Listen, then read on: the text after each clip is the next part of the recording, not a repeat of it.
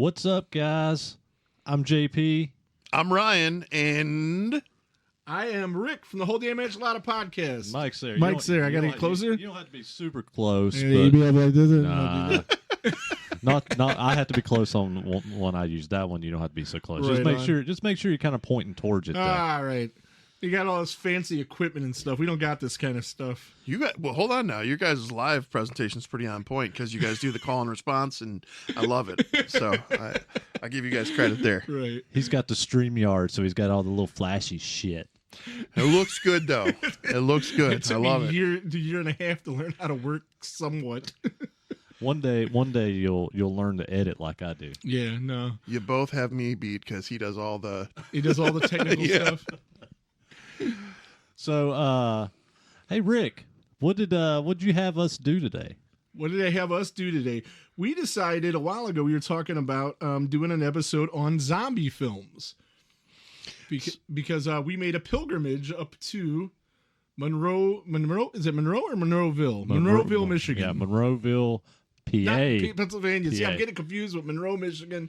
I'm screwing this all up. Yeah, Monroeville, Pennsylvania, home of all the zombie films. Yeah, Night of the Living Dead, Dawn of the Dead. Home of George Romero and Yeah. Well, we chatted Savini. I'm jealous you guys went. I'm sorry I missed that, by the way.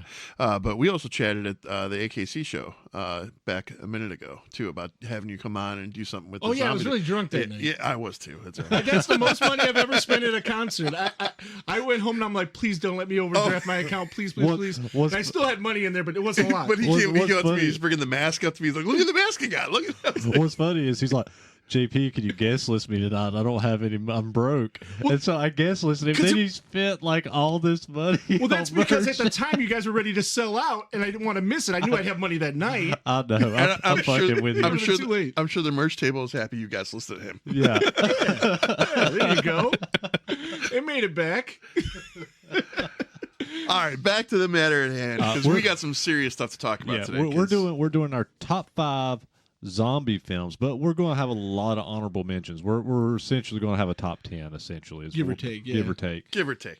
But we're all very passionate about zombies. So this can go on for a minute. We're going to try and keep this dialed in as much as we can. But I'm excited about this. This is fucking going to be awesome. So what is the definition of a zombie? Are we going to exclude things because certain people may think they're a zombie film and certain people may think they're not? Or... I mean, there's things I excluded. I excluded Evil Dead. So I guess it would be up to the person that made the list. Yeah. I did not include Evil Dead either because Deadites I feel are different than zombies. Yeah. So that was just my take on that. I didn't write down Evil Dead anywhere because I figured one of you guys might bring them up, or you might have the take that a Deadite is not a zombie, which is fair. And you know, and I say Evil Dead because Evil Dead's the big one, I think, because there's a ton of top 10 lists you could pull up by anybody who's doing a top 10 list or a top 5 list of zombies, and Evil Dead for a lot of them shows up on it, and I don't see Evil Dead is more of a demon and a possession film. Okay, that was my next question. What's the difference between a Deadite and a zombie, in your opinion? Yeah, I feel like a Deadite's more of a demon possession. You know, even though I guess you could say that some of those skeletons are just reanimated corpses, but I still think it's a possession for me. But they are possessed by some kind of demon, even though they're reanimated corpses. Yeah, so I get with that. And again, that's why I didn't put them on But my to your list. point, though, I mean, it's to the list, the beholder of the list. Yeah. Yes. you could consider it. So spoiler alert, we will not be having Evil Dead movies on either one of our lists. my number 5 when we start going around, it is probably not zombie. I have one that most people. I found it on a list of top 100 zombie movies today, so somebody else thinks it's a zombie movie too. So we'll see if it's on your guys' list, and we'll see if you guys feel the same. Oh, I'm gonna cover it up. what are we gonna do how are we gonna do to do this? Who goes first? I'm gonna say we got Oh, a guest in the house. You guys always do the gimmick with the. We do, but how 3 of us gonna do Oh, you that? can do it. It'll work. It'll work. All right, rock, paper, scissors, shoot. Now see, Damn! he wins. All right, See, I didn't want to explain it. It took me too I'll long to take explain, that. but I knew it would work. I'll take that. It works easier 3 ways. So you want to go first, or you want to pick, which one of us goes? I'm first? gonna say that I'd like the guest to go first. Okay. All right. All right. So I don't know. Do I want to do these in a particular order or just random at the thing? And I'm doing my 5 to 1. 5 to 1. All right. Well, I don't want to talk about that one yet because. All right.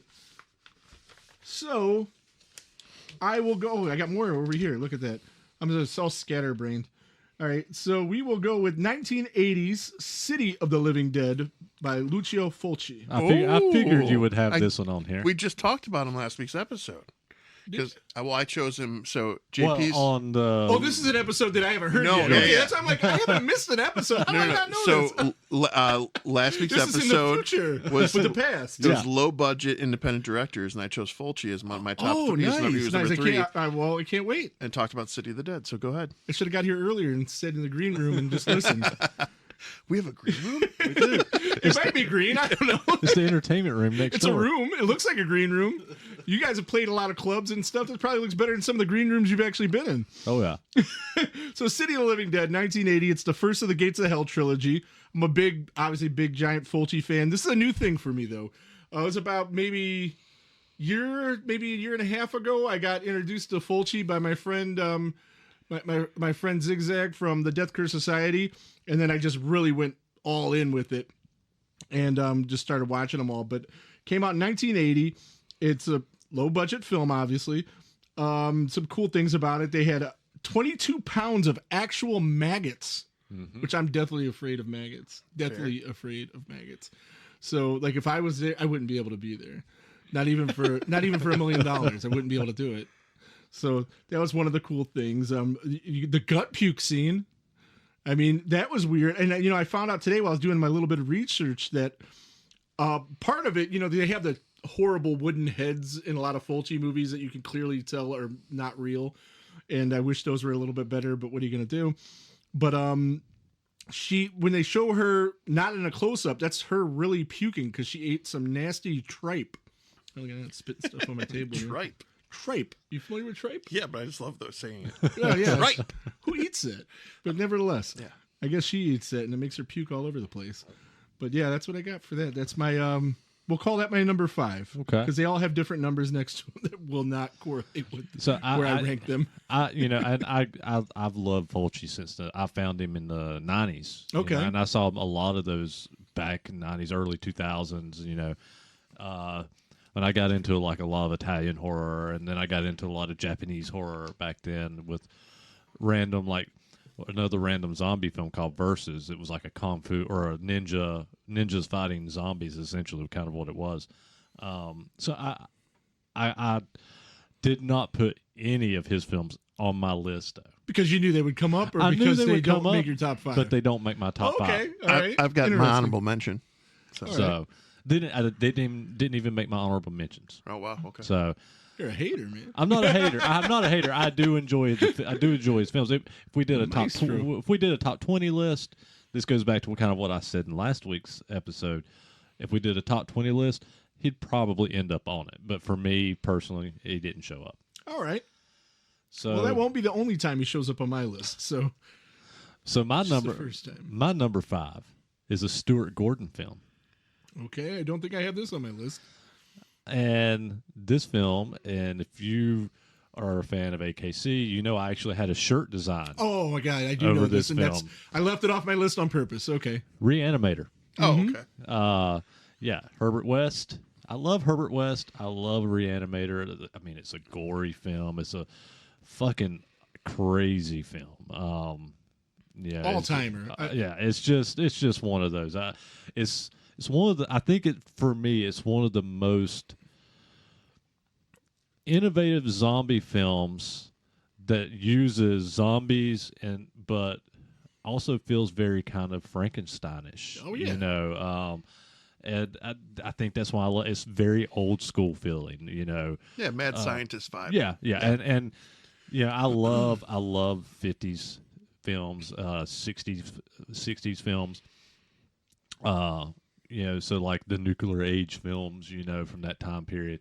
And so Reanimator for me is a more modern version of some of those style of films. You know, it kind of takes the classic horror, then kind of takes the nuclear horror. It kind of takes all these different elements from different time periods and makes a zombie film. And Right. yeah, and for me, it works. Yeah. You brought up Frankenstein. Do you consider Frankenstein a zombie film? It is a reanimated corpse. You know, I mean, it really it's several put together. You know, technically, you probably could. I did not include. I don't have it on my list either. But I just didn't put it on my list. I either, just but got other. I don't think you to could come up with. disinclude that one. I think that one is a better zombie film than Evil Dead. Right. Yeah. Closer to a real zombie film. No, I thought I think Reanimator it's one of the most perfect zombie films because it embodies the prepostery that goes on in a lot of these zombie films. The insanity. It doesn't make sense. It's not real. I mean, it's just so far out there. And it's like comedic at times, and you got the gore. You got everything you want. Yeah. And you got Barbara Crampton. That doesn't hurt, right? No, never. I just ran into her a week or two ago. I saw that. Looking lovely. All right. My number 5. So this one is questionable about if it's technically zombie. For number 5, I chose Last Man on Earth, Vincent Price. No, this is a zombie film. Yeah. Good one. I mean, yes, but more vampire leaning, but yeah. So but for me, like when and for those watching, if you have seen Omega Man or you've seen I Am Legend. I was going to say, I actually prefer Omega Man to Last Man on Earth, but this is like one of those, like I stumbled upon this King of the Zombies and a few other amazing old flicks from one of those horror packs on a DVD where you get like 25 horror films. And I stumbled on them when I was like 12. And for whatever reason, this version of Vincent Price and this movie resonated with me so huge.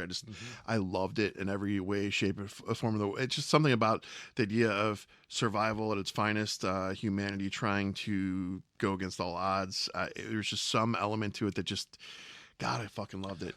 I stumbled upon probably about the same age, probably about 12 years old, and I fell in love with Vincent Price because of that movie. Yeah, me as well. And then I dove back into what became my favorite Vincent Price movies, which was the Dr. Phoebes movies, and then obviously House on Haunted Hill, and so on. So it grew into a Vincent Price fandom for me. But however, after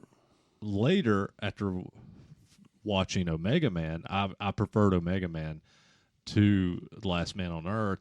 I think I just, maybe it's because it was in color and it was more of a 60s, 70s style. That's and I like, what's his name? Charlton Heston in it. Like, he thought he was fantastic in that movie. So, but Last Man on Earth, when I say I prefer Omega Man, I mean it's like neck and neck. Neck and neck. Yeah. You know. Well, even I Am Legend, Will Smith, even that was definitely influenced by both those films. I mean, actually, they're all based, I Am Legend is its own book, should I say, that influenced those films. But I Am Legend, though, basically it's a similar story. I prefer those to I Am Legend. And I think I Am Legend would fall, maybe if it would use more practical effects versus crappy CGI. I Am Legend might fall a little higher in comparison to those first two, but I prefer Last Man on Earth and Omega Man. I disagree about the CGI, not about the movie, but CGI in general, only because there's some really fucking shitty movies that you love, JP, with really shitty CGI, and you love them even more for that. It's on purpose, though. Yeah, when it's got the shitty CGI, and it makes it look even worse, and that kind of adds to the charm of it all. Yeah. It's on purpose. Sometimes really bad movies are good because so they're when really it's bad. Convenient, I got you. It's a little bit more than the convenience. It's like, I don't know how to explain it. Just when it helps me win an argument. I mean, if that's your take on it. Was it you that I saw that had a picture with Vincent Price's daughter? Or was it somebody else? Somebody in my feed had a picture of Vincent Price's daughter. No, but I know about it. I might have shared it because she was appearing at a con that I was helping somebody promote. Maybe that might have been me. Yeah, I didn't even know that was a thing. I would have. Isn't that weird?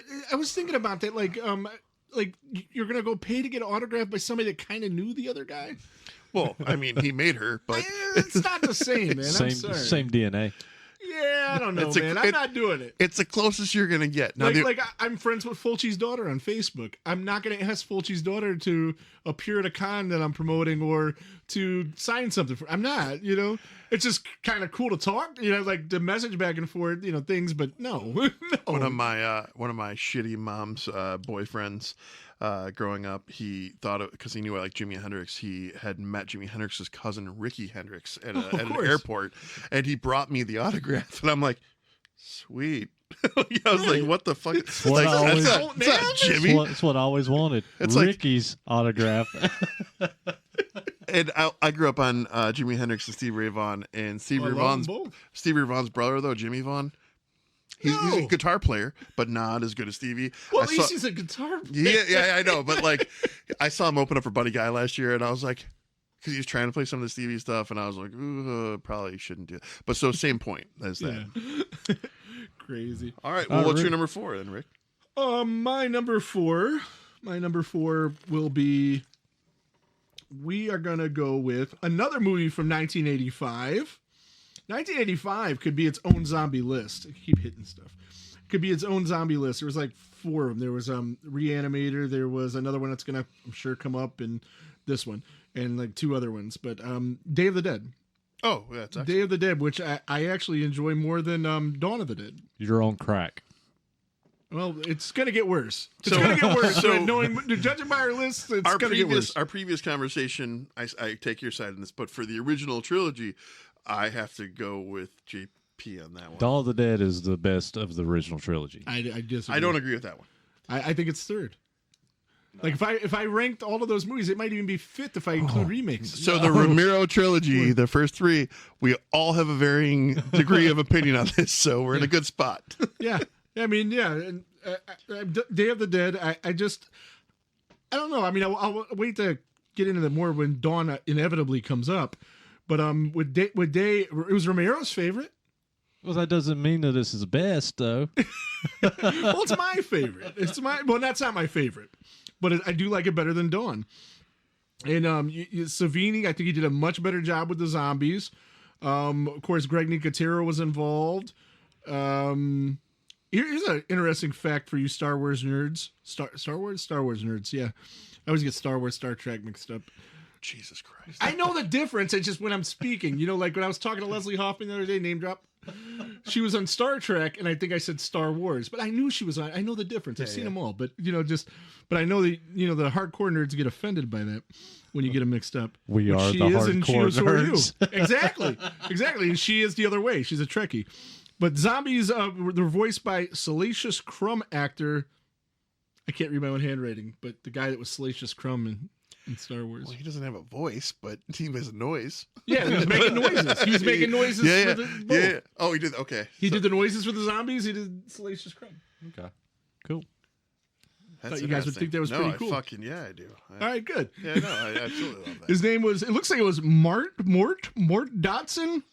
Mary Dotson, Mark Dotson. I don't know. I can't read my own handwriting. So one of the reasons I like when we do lists is because the way that other people perceive movies that I like, but I might not see it through their eyes. Now I can go back and rewatch these movies with different eyes. Yeah. So I appreciate things like that. So that's good. Right on. My number 4.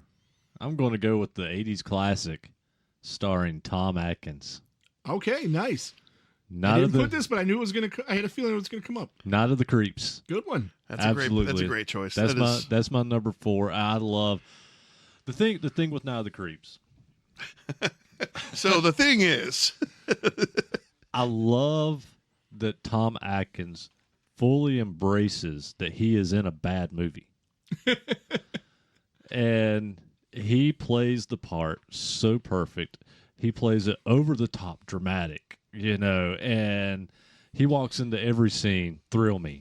It's and he's so over the top, it becomes perfect for me. It's so stupid and cheesy and over the top, and it's Tom Atkins really makes the movie for me, more so than the zombies and the kids that it follows.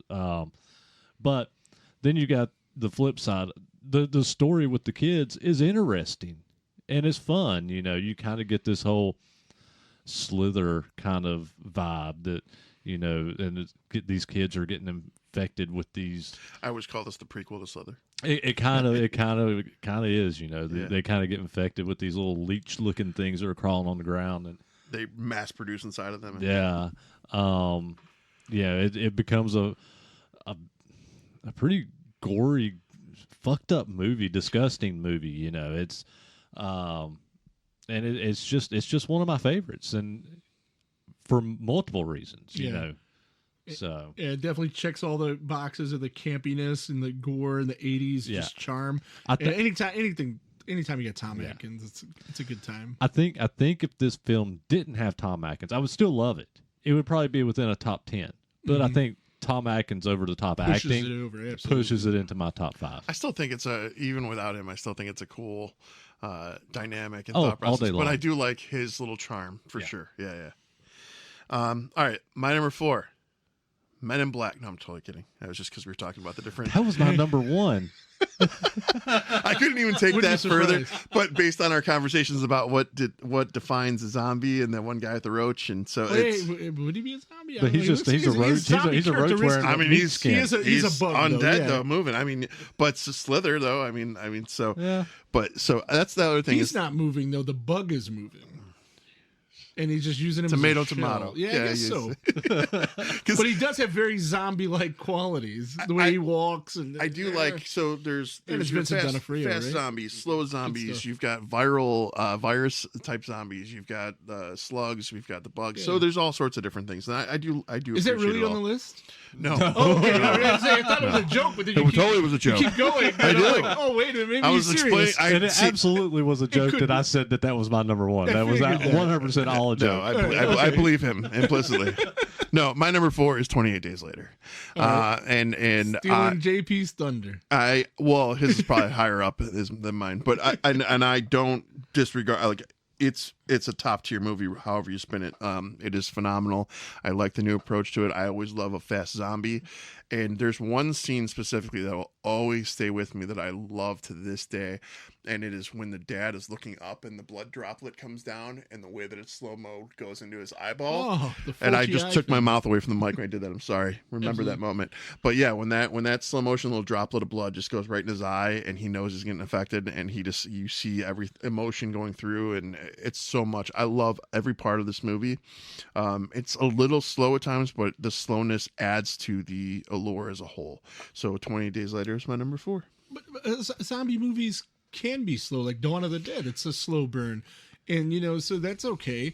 I have not seen this movie, and I wanted to see this movie. I tried to see this movie. I found it was streaming because we had this idea. Everybody says 28 Days Later is awesome, and then now you have the 28 years later getting ready to come out, and of course I got to go back and watch the first 2 before I see this. And funny thing is, when I went to find it on streaming, did you know that there is a 28 months later? That has absolutely nothing to do. No, months. Yeah. It's 28 days, 28 weeks, and everybody says, "Why did they go to years and not months?" There is a 28 months later. It's a Sandra Bullock movie. Is this Sandra Bullock in it? I think so. It has the same symbol. Bullocks has nothing to do with the first 2 movies. She can't be in there. Well, maybe it's a different one, but there is another movie. I think it's a Sandra Bullock movie called. Oh no, yeah, this one has to do with zombies. This is like somebody stole their idea and is trying to pass it off as real. Okay, no, yeah, I know the Sandra Bullock movie because it came up on one of your shows before. Yeah, that's not. This has like the same biohazard weird symbol thing.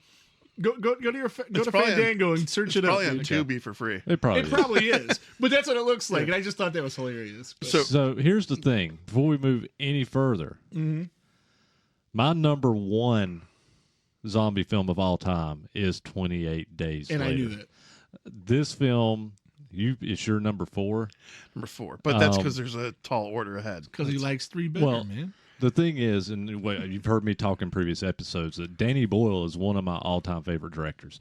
He's like, again, I've said it in the previous episode, 2 episodes ago? He's one of my all-time favorite directors. He's never, in my eyes, he's never done a film that was not just amazing. 28 Days Later, what he did with zombies was next level, and it was even more so. But this predates The Walking Dead. it's about the zombies, but it's not even so much about the zombies as it's about how people are living through and getting through this apocalypse with the military and the sick, demented things these military guys are doing. It becomes very a more. I think it feels more important, with the nature of human beings versus just it's a zombie film. I think that's why a lot of it is focused around the characters versus the zombies. Yeah. So and it works, but when the zombies do come into fruition or into play, they're full out they're crazy. They're full on crazy. And the thing is, this is my number one for our top 5 zombie films, but I'm going to be honest, I don't know where it would land, but this film would more than likely land in a top 5 all-time list for me. Oh, wow. And that's why I got to see this movie, because you speak so highly of it. Everybody I know that's seen it talks a lot about it, talks real highly of it. I've never heard anybody say it sucks. Yeah. So rewind back to you, because you were like, it's okay to be slow. I agree for build-ups of slow. I think that sometimes it's appropriate and you get the right story and content out of it. However, one of the big gripes we always have too is pacing and editing in Hollywood right now is just so bad that there's so much stuff that you could have done without for the purpose of the movie. Right. And I feel like there are some moments in 20 Days Later, he's not going to agree, but there might be some moments in 20 Days Later where that's possible. Like I remember specifically the first time I saw this in the theater and I walked out and the guy that was walking out to the left of me, he goes, feels more like 28 years later. And that was back then. And so now here we are with the movie 28 years later coming out. So now, I will say this. As much as I love 28 Days Later, I'm not a big fan of 28 Weeks Later. And a lot of people aren't. Yeah. A lot of people, like, basically 28 Days Later is an A, 28 Weeks Later is, on average, from what I hear, is like a C. But you got to understand, Danny Boyle didn't do that one. Okay, right on. So it lost a lot of its luster. And don't get me wrong, it's not bad. It's just not amazing either. Right, that's why I said most people give it like a C. Yeah, if that's an A. it's not a horrible film. It's just not a Danny Boyle film. Right. So, all right, so I guess we're on my third movie. Friday the 13th, Part 6. That's a complete zombie film. Thank you. 100%. All right, I wasn't sure if I was going to get backlash for that. It's on a list of top 100 zombie movies I seen earlier. Yeah. It's the first appearance of Zombie Jason, or if you talk to my good friend Adam Marcus, Deadite Jason. So back to the whole Deadite zombie thing, But this is before we knew about that, so he's still a zombie. He's Zombie Jason. It's your list, man. Tom McLaughlin directed. I mean, it's the best of the undead Jasons. It's probably it's a lot of people's favorite Friday. I think it's probably my favorite Friday 13th period because and we've talked about this a little bit in the past. I think this is my top 5. I think this is my favorite, and I think Jason X or Part 5 falls into my number 2 and 3, somewhere's in there.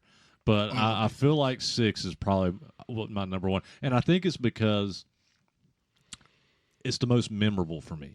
Mm-hmm. Growing up, this is the one that was really over advertised, and you had Alice Cooper doing the song for it that was on MTV, and so it was the one that just really generated in my head. And then when I went and watched it, then obviously you got Tom Matthews, and I love Tom Matthews. There's so much to love about Part 6. Tom Matthews will come up again in a second, I'm sure. It's got all the campiness of the other zombie movies like you were talking about too. It's like comedy, dark comedy more than any other Friday the 13th. It's just beautiful. And this goes into why I really appreciated you turning me on to was it Never Hike Alone? Oh yeah. And where they extended Tommy's story. Yeah, with Tom Matthews. Yeah, they brought him back. They continue Part 6 storyline 30, 40 years later with Tom Matthews, and they're just great films. They would rank if you put them in the Never Hike Alone, Vincent DeSanti, which you could watch for free on YouTube. They would rank in the middle of the series. You could actually they're better than a lot of the movies that are out. They're better than a lot of the Friday 13th. 2 things real quick from me. I didn't even talk about this on our soundtracks episode, but I do want to say that 28 Days Later, In the House in a Heartbeat is one of my favorite songs to accompany a score on a movie ever, because of the way that it builds. The din din din din din din din. It's so like it's just building to something, and it's so good. So I love that. Danny Boyle's good at music. Well, I mean that's fucking spectacular. And then B, for those of you who don't know, the Whole Damn Enchilada podcast, a lot of their material is focused around Jason and Friday the 13th. Yeah, it's our favorite. Yeah, and it's our favorite franchise. And like when I think of Friday the 13th, I actually associate it with Rick in the podcast and Ryan. And Ryan makes custom masks too, right? Yeah, he does. Yeah, and so like so there's I think aren't there there were a couple here. No, he didn't make those. Oh, okay, my bad.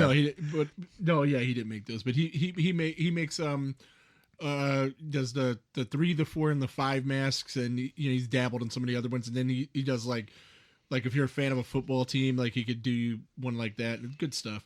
He's really, really talented at that. But I'm just pointing that out because I'm happy that you brought a little piece of your pie into the zombie list, because that tracks. Yeah. That's absolutely accurate. Yeah. Anything else for Jason? That's it. You got anything to add to Jason? No. Well, I'm gonna hop to my number 3, and my number 3 is the original Dawn of the Dead. That is not on my list, and it is the superior. It's not on my list either, because it's not there. It's the superior Dawn of the Dead. You're wrong here. I think you're wrong, and I think we're gonna take a lot of more people are gonna side with you than us. So and this is the thing. I know you guys are going to say, well, the zombies don't look that they're blue. That's my biggest purple. problem with the blood don't look right. You know what? I honestly love the look of the zombies because they look so off. I love the blood looks so off. I love all those factors. It just adds character to that film, and I love the idea of being locked in a mall during the zombie apocalypse. It would be like being locked in Walmart, access to whatever you need, food, guns, clothing, beds, etc. Just one-stop shop, and so that the whole idea of Dawn of the Dead was perfect for me. But it was also, a statement on consumerism as well, Which you'll get with George Romero's films. Yeah, and you get that on that one. Mm-hmm. You don't get the consumerism. Yeah, you do. Not as much. Not as much in the remake. It's just insanity, though. It's you're on the edge of your seat the whole time in the remake, the 04. In the 78, it's a lot slower. It's got its good points. Well, it's a different I do time. like the film. It's a different time. It's just if period. I rank Romero films, it's near the bottom for me. I don't agree there. So my order is night, dawn, day. It's those ones. For me, it's night, day, dawn. Land is mine's dawn. We all have different ones. Day. I love that we're all different on that, and that's okay. That's okay for me with the Dawn remake. So I've told the story before on the podcast, but my daughters, when they came of age to start watching horror films, the first 2 movies I showed them was the original Night of the Living Dead and the original Exorcist, and they were like, "This is what scared you." Like they didn't even flinch at them. They didn't scare them at all, because kids are different nowadays, and they're desensitized. I put on the Dawn of the Dead remake, and all of a sudden the blankets are up over their sheet, over their face. I mean, they're like, you can only see their eyes. They're freaking out. They're having nightmares. It impacted them and showed them what horror films are, because the zombies were fast. They were more impactful. They stayed with you. The detail on the eyes and all the skin colors, everything was perfect about this movie. I love that film. Sorry, I think that remake's amazing. Right, and my daughter's my daughter was the same way, except for she really liked Night of the Living Dead and Exorcist. I don't know if your daughters actually liked the movies. They liked it. They just don't understand. She wasn't scared of it, and she refuses to call The Exorcist a horror movie. Yeah, it's not a horror movie. It's not scary. But any other horror movie, like my son, he loves them, but she doesn't like to watch them. She gets scared very easy. The oldest, when she saw the little flashes of the demon and Exorcist, she was like, "Oh," she didn't like that a little bit, but other than that, we were good. Right on. Yeah, and the Dawn of the Dead, the mall hasn't changed a bit since 1978, huh? Other than the fountain's gone. Oh, I mean, I'm just saying that thing, it's falling apart. It's old. I mean, I love it. I'm glad it's there, but God, man, some of the stores, the signs in the stores even looked really dated. Yeah, the thing, and Rick and I went to that mall a few weeks ago, and the thing is going in that mall is so small compared to what I thought it was watching the film. Like, it is tiny. Did you crawl up on the ceiling and everything? I'm just kidding. Yes, You I did. can do that. But, you when the guy that his name escapes me, but he does the tours there, and they'll be doing it during Living Dead weekend. If you guys get a chance to go Living Dead weekend, this is probably gonna be the last one since Walmart decided to buy this place. And but he does a tour of the whole thing, and he takes you to literally all behind the scenes, every place in there. I might have to do this. It's I think it's $20-$25, but I mean you'll never meet a guy that knows more about Romero than this guy. And the house from Creepshow is like, what, a mile away? Yeah, you can stop and see that too. Where's and, this at? Monroeville, Mm-hmm. Pennsylvania, Pittsburgh. basically Pittsburgh. Basically Okay. Pittsburgh. Yeah, I mean, if you're down to go, we'll look at the dates. I'm gonna go. I have to make a trip out to Pittsburgh to visit at one of the venues I work with. Right. So I'll try and combo that and let you know some dates. Right on. You Cool. got the Night of the Living Dead graveyard. You got both of them. all that's down there. Both Night of the Living Dead graveyards from the remake and from the other thing. All right, The original. The original, the original, and the other thing, yes, the other thing, the thing that started all of this that we're talking about. 3? Am I on 3? Yeah, you're on you're 3. Another 85. Another 85. Return of the Living Dead. I knew it would make it. This movie was a rewatch recently. I hadn't seen it in some time, and I forgot how much I appreciated it. And not only did I appreciate it, but then the fast zombies is always a big thing for me. So when the zombies are running and I kept coming at the cop cars and the ambulances, Swarming. yeah, literally, I mean, it was insane. So I enjoyed that. I enjoyed the standard. What the hell's his name?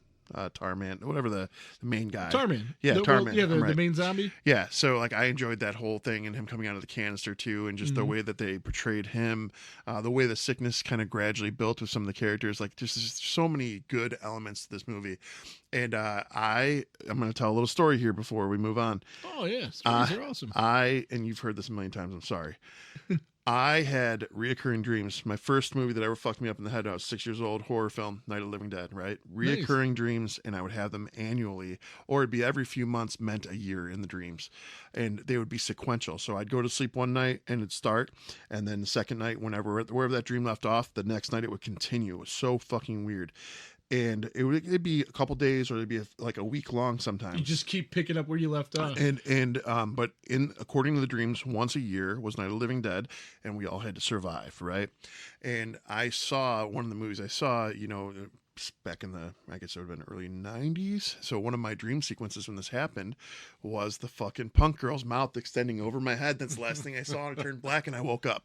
And it was because the zombies were just like coming in, and I died a few times over in these things. Yeah. So, but most of the time I survived. But that one instance where that girl's head, I'll never forget it, because it just, her jaw expanded, came over my head, and I was dead. That was it. I just saw pitch black. Freaked me the fuck out.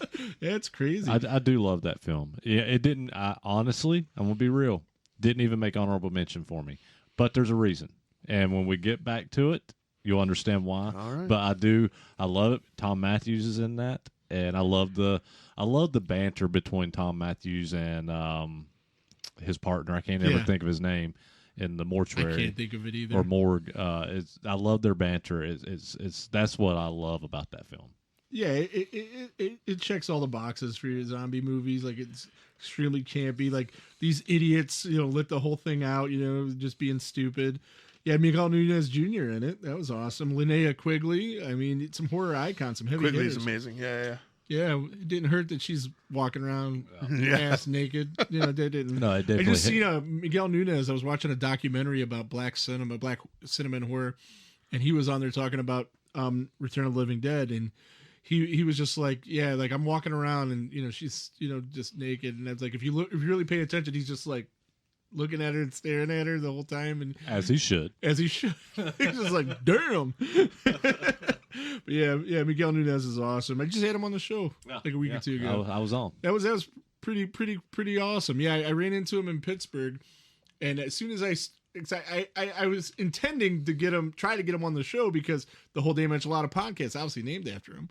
So I told him the name of the show, and before I could even get out, this guy's just 100 miles an hour all the time, and he's like, "Oh yeah, I got to be on your show. Here's my cell phone number. Call me and text me, and yeah, I'll be on the show." And it's like, and then I do, and then he just showed up, and then he's like just with his cell phone, just show me around his house. He's talking like I couldn't interview the guy. I'm kind of glad he came in that way, because if you ever seen him in like a real personal setting, like in real life, the guy's insane. Yeah. He's absolutely bonkers. He was on Tour Duty. Yeah. I believe in that. Oh, was yeah. it? Yeah, because I think it was Tour Duty. It was? Yeah. My dad used to make me watch. I'd watch that on Channel 55 back to back with Doctor Who. Yeah. So yeah, I used to love that shit. Yeah, I wanted to sit down with him and talk to him about his whole career and everything, but there's no way to do that with that guy. No, he's too sporadic. And it was great because he says, like, I'm actually in the middle of my interview with Leslie Hoffman. He just pops in on my feed, and that was like a pre-recorded interview. And I'm like, hey, I don't go on until 7 tonight. It was, I'll be back later. So then I start to hype it, like, Miguel Nunez is going to come on. I get through like half the show. This guy isn't on. I'm like, he's going to make me look stupid. Then he just pops in again. It was beautiful. But yeah, he's awesome. And now Return of the Living Dead is awesome. It's the first zombie film with brains, the whole brains deal. Like, that didn't exist before then. Yeah. Didn't they have a problem with them naming it Return of the Living Dead and the Night of the Living Dead, and them and Romero had a beef about it? I think there might have been a little bit of a beef, something like that happened. but I I wish can't I would have remember. had more time to research that to flesh that out. But I think something like that did happen, and they both coming out the same year. All right, you're number 2. Oh, it's on me again. Yeah. Okay. Number 2, got to be Night of the Living Dead, 1968. Somebody got to bring it up. Yeah, that's fair. Which was also heavily talked about in this documentary I was watching the other day, because of Dwayne Jones being the first, or maybe not the first, but the first that I can remember, first black lead in a horror film. And it wasn't intentional. I guess Romero, he just was the best person that auditioned for the part, and then with him being in the movie, it took on, and I think it was going to have like some of that subcontext anyway, but a whole subcontext on race relations at the time. And it just really, like, that's how Romero does, though. You know, he just I think it was weaves in all these. I think it was fantastic topic. that he casted a black actor as the lead role, you know, in that film. Yeah, and it was something that wasn't happening in the absolutely. 60s. It's you know?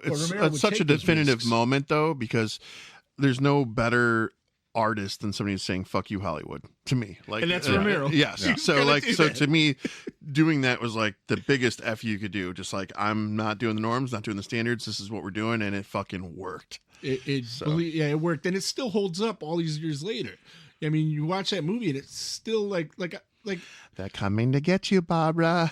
For sure. You know, it's amazing, and it spawned one of the greatest remakes we talked about on the remake episode. That was able to join you. And that's Ryan's. Like, is that like your favorite remake? I know it's one of your favorites. Dawn is one of my favorites. I like Night as well, but the original Night of the Living Dead is that's my jam. I knew you liked the remake of Night of the Living Dead. Yeah, as I was saying earlier, if I ranked the Romero films, like, it'd be Night, then it would be the Night remake, most likely, probably then Day, then the Dawn remake, and then Dawn of the Dead. Like, it'd be that far down the You list. put all, oh my. But I do like it. You know what I mean? It sounds like I don't like it. I do like it. I just like all of these a lot better. What about Land and Diary? No. We'll just go with no. How about that? Just no. There's no detail, nothing. No, we're not doing that. I actually like Land of the Dead. So Land got a little rough. No, I don't. It's not even anywhere They're near not as good good movies. as. Yeah, I like it for this. They're so horrible that Right. outside of It could be fun. outside of Spawn, I really can't stand Leguizamo. I'm sorry. So like Land was rough. you don't like his Luigi. Oh God! Oh, Leguizamo. Yeah, no, he's You ever never see his stand-ups? I mean, they're not stand-ups. They're like a one-man show. I mean, but that's different than his acting. Like 100%. But they're really good. Oh yeah, And his I acting love him does as a suck. comedian. Yeah, I didn't mind him as Clown. Aside from Clown and Spawn was perfect. That's that it. was He was amazing yeah. at that. But no, he's not good. But yeah, I'm not gonna lie, because I was so put off by Land, I never watched Diary. So I've never seen. Diary's good. I've never seen it. it is? Okay. I mean, yeah, for what it is, yeah. Okay. Yeah. It's not the best, but I enjoyed it. I found enjoyment out of it. Right on. All right. My number 2, I guess. And any of you guys that know me know that there's no surprise that this one's my number 2. It is a newer zombie film, and it became one of my all-time favorite zombie films. This might be one that I was thinking about putting on my list.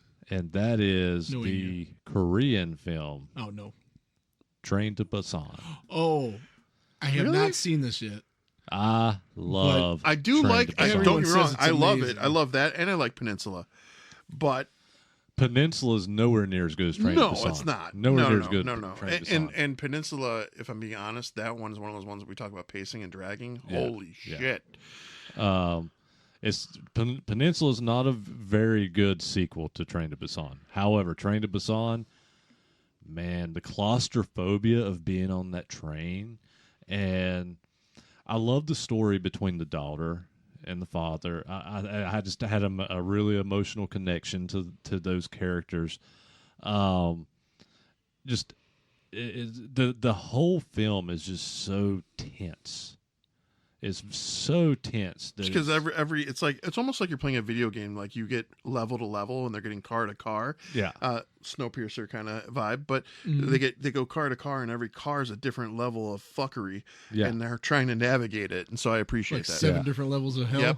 Yeah, it's such an intense movie. And then when they do get off the train, and then they get off at the train station, and you see these swarms of zombies, it's like World War Z, but practical effects too. Nice. Like they didn't CGI a lot of these people doing flips and stuff. They actually got like parkour, like these Korean parkour guys and stuff doing like these stupid, ridiculous stunts. Like it was practical. Like almost everything in this was practical effects, and so it was so beautifully done. So Max Brooks, World War Z, loved the book.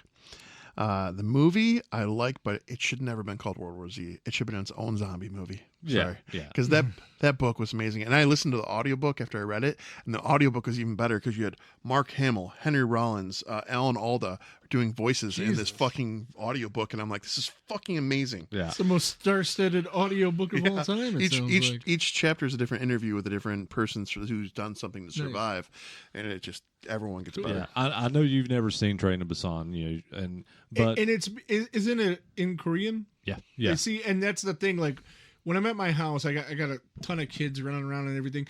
It's hard for me to watch movies where You I can have to stop and really read, pay yeah. attention because they will distract me. And, I won't. but I give, do want to see it. I won't give too much away. Oh, but you can, it's- 'cause I'll forget. But it's so intense, Like squirrel. and the film is so intense, and then the build up for the ending to that film is so emotional. Like I remember the first time I watched this film, I had tears in my eyes. Like I was so emotionally invested and how it ended. It was just like, oh, it was gut wrenching, but it was so good. It's such a good fucking zombie flick. Hell And that's my number 2. And you guys already know my number 1. All right. It's crazy that besides 28 Days Later, we haven't overlapped any yet, have we? That's the only one, right? Just 28 To days this later. point. Yeah. To this point, which is, I'm sure, going to change. We kind of we can. I mean, you and I have already overlapped, but that's my number 1, or it was. Yeah. I'm adjusting right now. Well, actually, did I even? I didn't bring up the Dawn of the Dead remake. No. Oh, okay. That's in my honorable mentions. Okay, good. My number. I'm readjusting now. We'll just say that. Where are we at? Which is what I've been doing on the fly. Are you up? I just got did. names. Okay, so I'm up.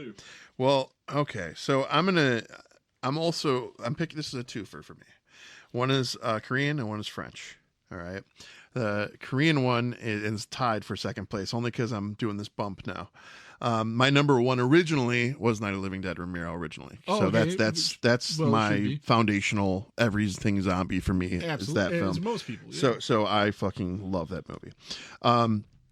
But for number 2 right now, I'm going with the Korean film is it's on Netflix. It's #Alive. And have you seen this? I have not seen. Have you this. seen? I have not. So what it is it's kind of along lines of Train to Busan, all that. I wouldn't even be surprised if it's in the same universe. There's a guy living in an apartment, and the zombie outbreak happens, and he's up probably, if I had to guess, it's like 5-6 stories, something like that. He's in his apartment. His apartment complex has been overrun, but his door's closed, and he's got his door barricaded. So he's just living off what he has. But he starts getting low on food. And all of a sudden, across the way, at another apartment, he sees someone, and they start kind of communicating back and forth. And she starts sending him food because they connect a rope, and they realize they're the only survivors in that area, at least. And so, but they run out of food, so they eventually have to make a break for it. And what they start having happen is they are jumping from balcony to balcony, building to building, and trying to get away from the main epicenter of this in-city outbreak. It's an amazing story. I feel like Korea is really fucking crushing it right now in the zombie world. Yeah. Like they've been doing it for a while. In my honorable mentions, while we're talking about Korea, I'll throw this in there too. And it's you picked the wrong kingdom before, but the kingdom you put that poster, that's the Kingdom series. That I think is one of the best zombie series I've ever seen. Yeah. Series wise. The French one is called The Horde. I don't know if you guys have seen I've The seen Horde. The Horde. The Yeah. Horde I is have not. Yeah. I've heard of this The one. Horde's good. It's cool because you've got essentially you've got like military and mobsters that were already going at each other. The zombies come into place, and you got a trifecta of fighting happen. But then the mobsters, and the military guys all team up to try and survive to get through. And it's just the way that the movie pans out. It was very well done. It reminded me a lot of what was the movie with the tall building where they had to go down level by level. It's gonna drive me nuts. Elevator? No. Was it Platform? No, it's all right. Okay, because I haven't seen that, but I know that happens in said no, movie. there was like a movie. It was like it's not the building. It's the something. Forget it. The Towering Inferno? No, it's not. It's gone. It doesn't matter. It's gone. It doesn't. All I know is if you are into foreign films and you like zombies, the French movie The Horde, check that out. That's from 2009, and the Korean film Alive #Alive. That's a 2020 film on Netflix. That's one thing that these Fulci movies have done for me is got me into more foreign language films that I just normally wouldn't give a shot to. Because if you watch these Fulci movies in English, they are really cheesy. You almost have to watch them in Italian to really get what he's going for. So somebody told me a long time ago, and it was an excellent piece of advice, and it was to because I watched so much anime at the time. Mm-hmm. They're like, always watch it in the original language and just read the subtitles. Right. Because there's more emotion happening when you watch it in the original language. You can feel the emotion more. It depends. And they're not trying to... Anime, it depends. But in movies, I feel that it's so important to catch that. It's sometimes kind of like the live action Attack on Titan we was talking about a while back, where they did a direct translation for the subtitles, and so the English didn't make sense. If I can get the gist of it, though, I'm happy. Yeah, I think I'd rather read it a little hokey than have them expressing it hokey, because when they try to match the English to whatever language they're speaking, they'll draw out words and they'll just throw extra words in there, or talk real fast to make it match up with the mouth. The live action Attack on Titan, and I use this as an example because the voice acting for the English dub was great, and they retranslated the dialogue to where it made sense for English speaking, to where the dub or the subtitle was so broken. The English was so broken that it was hard to comprehend. That the dub version for me was just better. Yeah, I think that's probably more of an outlier than. But a lot of times that's more a pretty exception. It's a pretty rare occasion. So. So we had we're at number one, dog. You're number one because I've already gave my number one. So you'll have to make up another one at that point or something. I'm just going to do one of my honorable mentions. I have a 1979 Zombie 2. Zombie 2 you went with. Well, because that's the thing, and that's when I first seen it. I said the same thing. Okay. Zombie 2. It's the film was called Zombie 2 because it's allegedly. They marketed it as a sequel to Zombie, which is Dawn of the Dead, and I didn't know that at the time.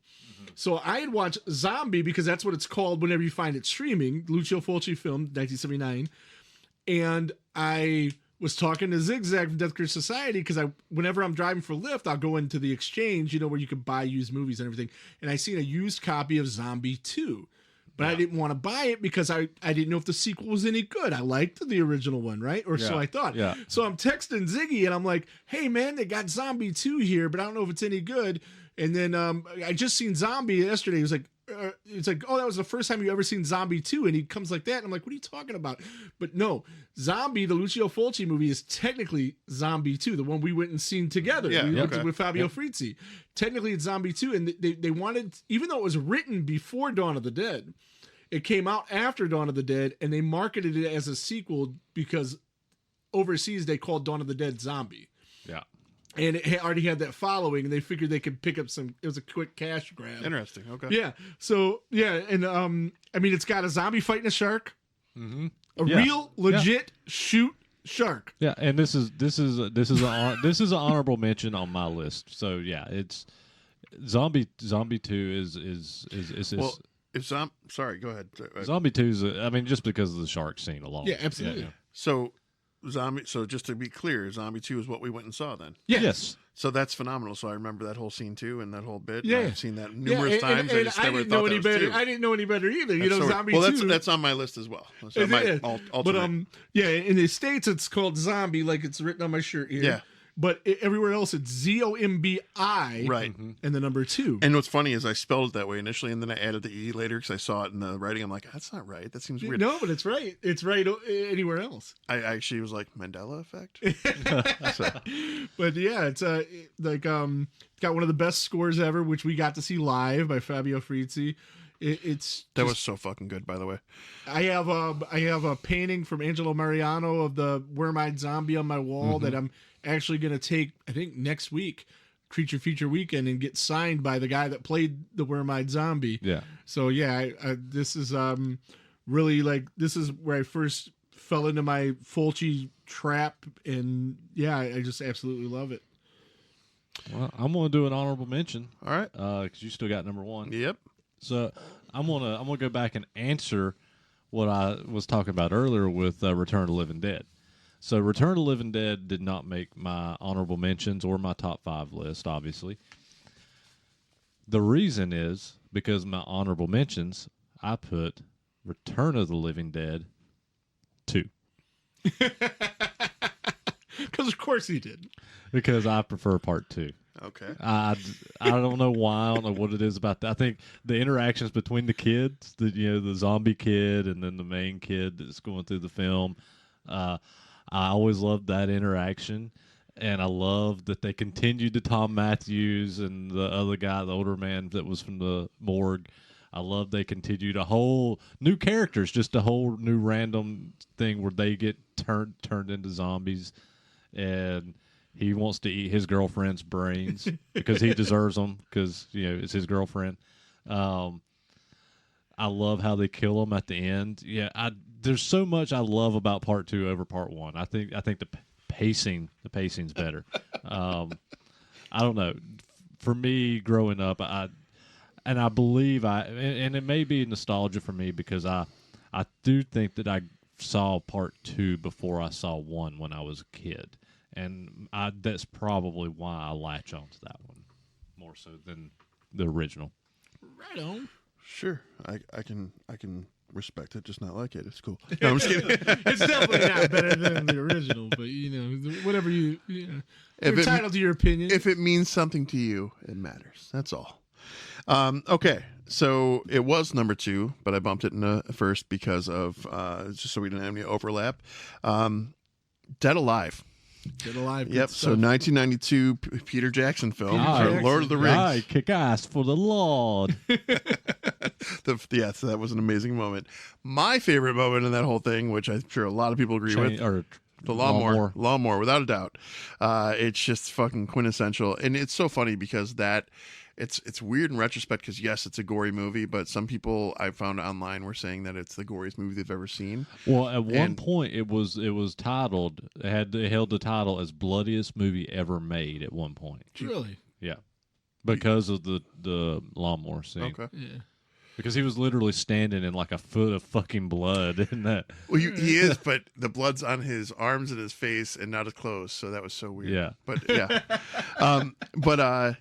What was I gonna say? I did not know it had another title. It did. Brain Yeah, Dead. Brain Dead, Dead. yes. Yeah. So that was interesting when I just happened to look in the IMDb when I was looking up my list, and Brain Dead was in there. I'm like, what the fuck's Brain Dead? I'm like thinking, I thought maybe there's a double feature they released or something. And they title movies different in different countries, you know, and that's. I knew the story of why, but that was a week ago and I can't remember. Well, it's kind of like I Come in Peace. You know, we've talked about this in the past. Like, it was titled I Come in Peace in America, but overseas it was Dark Angel. Yeah.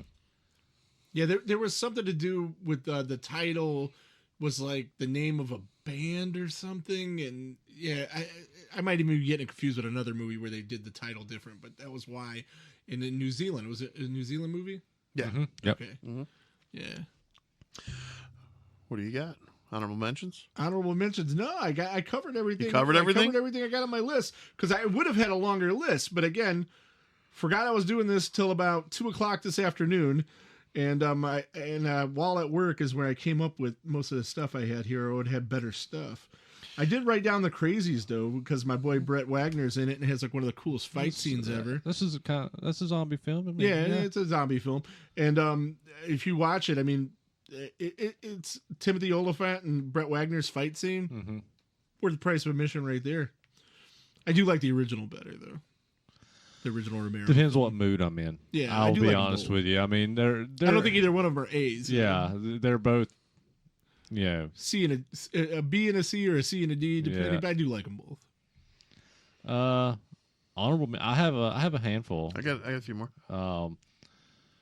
Let's see. One that we didn't mention, Shaun of the Dead. I thought that would come up. Yeah, that's. I almost didn't pick it because I thought that would come up as well. I actually had it as my number 6 on a top 10. So yeah, Shaun of the Dead Makes sense. I have an affinity for that movie because of my son, but I think that one's one of the better executed ones, especially because there is a serious element to it, and there's also the comedic relief. Which you'll get in any good zombie Yeah. movie, or most good zombie movies. And shout out to Shane. But the Winchester here in Cleveland is an amazing venue and bar, and the bar that you spent so much at, super drunk But at, yes. but whenever when the bar that made me not want to drink ever again, as a matter of fact. when the pandemic hit and everything, all I kept thinking was get to the Winchester, Get to the Winchester. pint, yeah. But yeah, so but awesome. Honorable mention, another Korean film, Rampant. Have you seen Rampant? I have seen that one. Yep. He's got like a whole top 5 of Korean films. Oh, I love, dude.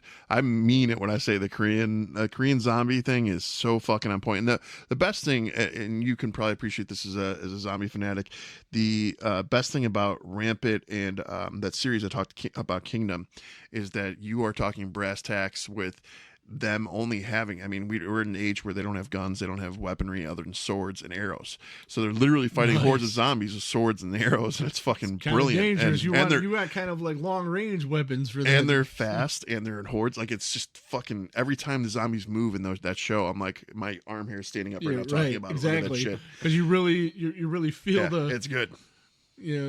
Everything collapsing around you. I'm going to jump down to what was going to be my number 8 in a top 10, Dead Heat. I don't know this movie. Yeah, it sounds familiar. It's looked like he was looking at your notes. What's he doing? He's copying off. He always looks at my shit. I know. It's too small. I can't see it. That's what he always says. I don't believe him. It's like you're not my wife. Dead Heat is basically an 80s action zombie film.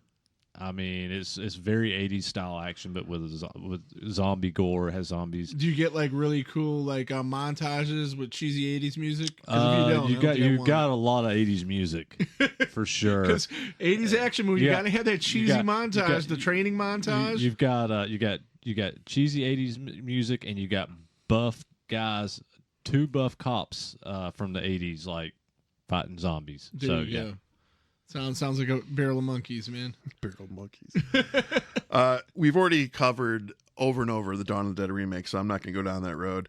We've talked about Zombie, so I'm not going to go down that road. So I'm going to go with a little gem from 1981. It's an Italian movie called Burial Ground. I own it. So this movie, I'll never forget going in. My buddy and I were like 13. He was staying at my house, at my grandparents' house. So like grandma took us to a video store to rent a movie. And we picked this fucking movie because the clerk, grandma wasn't in the store. we go up to the clerk and like, hey man, what's the scariest thing you got? And he pointed at burial ground, and by no means was it scary, but I'll never forget as long as I live. The woman and the character in it, her son.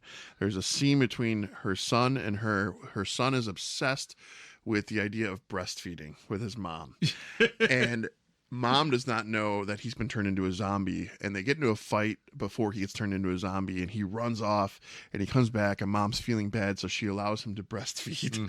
And he is a zombie now, and he puts his mouth on her boob, and that's the last time that boob was whole. It was just it was one of those things that you were like 13. I'm like, it's bonkers. I'm like, what the fuck? Like, it was so messed up. And the fact that an older kid was still breastfeeding too, that was a whole other topic on that movie. I was like, what is happening? This is so crazy. So yeah, I got it for $1. Yeah. I was at a convention. It's a great score. It was like $1. Might be good. It was. It's pretty damn good. I mean, it's nothing magical, but it's a good, just solid zombie film. So yeah. So that's one of my honorables. So one of my other honorables, and this is a movie that I was super excited about. The trailers originally dropped for this film, and when it came out, I was so let down. I think I got so hyped for it, and then I watched it, and I was so let down, I hated it.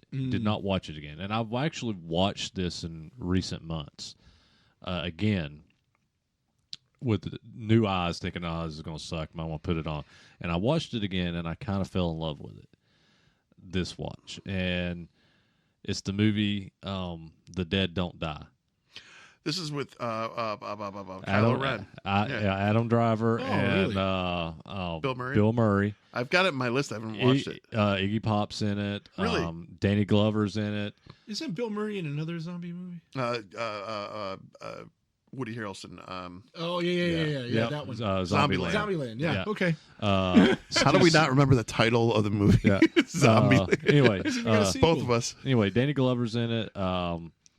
Steve Buscemi's in it. Like, the cast is fucking great. And what I love about this movie, it's so meta. Like, it's very self-aware that it's a zombie film, to the point that, like, the beginning of the movie, I'm not even giving anything away because it happens at the very beginning of the movie. Adam Driver is literally looking at Bill Murray's character and going, this isn't going to end well for us. This isn't going to end well for us, through the whole movie.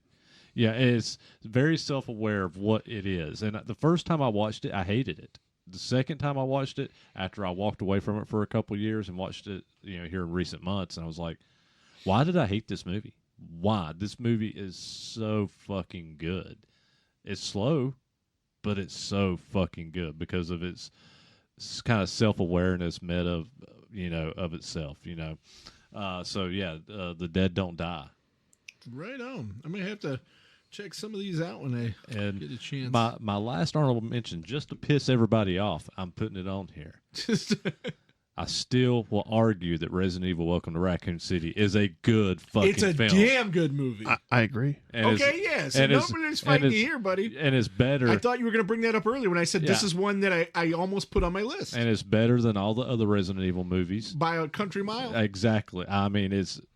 However all these online haters over Welcome to Raccoon City, you're fucking wrong. Absolutely wrong.